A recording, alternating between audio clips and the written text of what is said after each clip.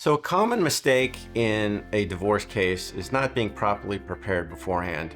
You really need to get your ducks in a row. You really need to think about what are you looking for, how are you going to get there, and having an executed strategy on how to get there.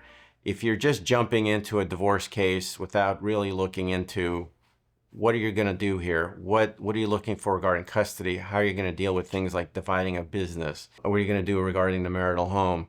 You may have young children. What are you going to do regarding them? And just jumping into this without really getting the proper advice, without really thinking through of what you want, you're going to spend a ton of money that you're probably not going to get a better resolution than you thought you would. And you're going to damage your parenting relationship with the other parent. You're going to do a whole host of mistakes. So whatever you do in the beginning is going to have a ripple effect on the rest of your case and potentially the rest of your divorce and beyond. And so that's a number one mistake that I see, is not really thinking through and being properly prepared before you even file for divorce.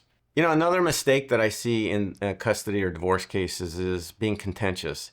If you're being contentious from the beginning, you're just basically starting up, making a bunch of allegations, seeking to just basically burn down the house, so to speak, and fight that person on everything, you're going to set the wrong tone. You're going to basically create a case where you're going to be 1 or 2 years into litigation, spending a ton of money, a ton of emotional and mental energy to potentially come up to a resolution that you could have resolved right from the beginning.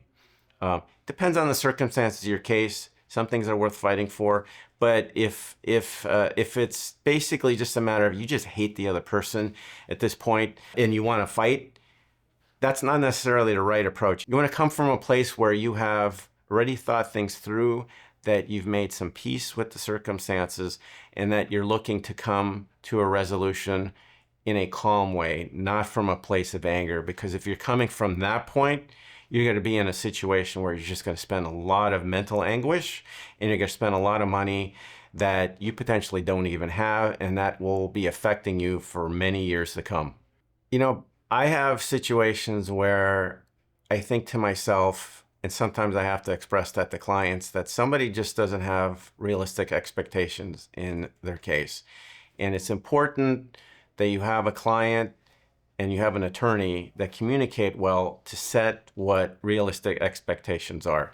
Because not having those realistic expectations is going to set you up for a world of hurt in your situation. You're going to basically be litigating issues that your attorney is going to tell you you're not going to probably get what you're asking for. And so if your expectations are just not based in reality or just beyond what likely is going to happen in your case, you're going to just spend a lot of money, and you're going to basically set yourself up for potentially getting sanctioned by the court, for depending on how extreme your position is. So it's key to have realistic expectations. That's what you need an attorney for, because an attorney is going to tell you, based on their experience, here's what you can expect to likely happen in court based on the circumstances of your case. If you don't have that, if you don't have that kind of advice, you're going to potentially have big problems going into your case and beyond. In addition to not having realistic expectations in a divorce case, not being reasonable is another problem that I sometimes see in cases here,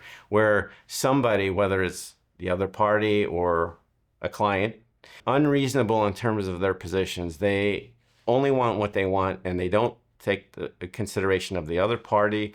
They don't take consideration of their children, what is in their best interest, and are not willing to come up to a resolution or solution that makes sense, that is grounded in some kind of reality, and they're just simply unreasonable.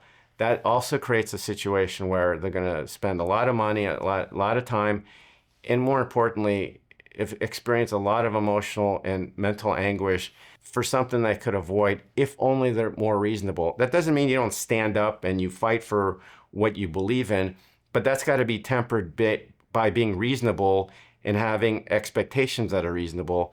Those go hand in hand to come up to a resolution of your case that's going to be resolved sooner than later without spending your kids' education money or putting you in financial harm. If you have any other questions regarding common mistakes in divorce cases, feel free to contact the Maggio Law Firm for more information.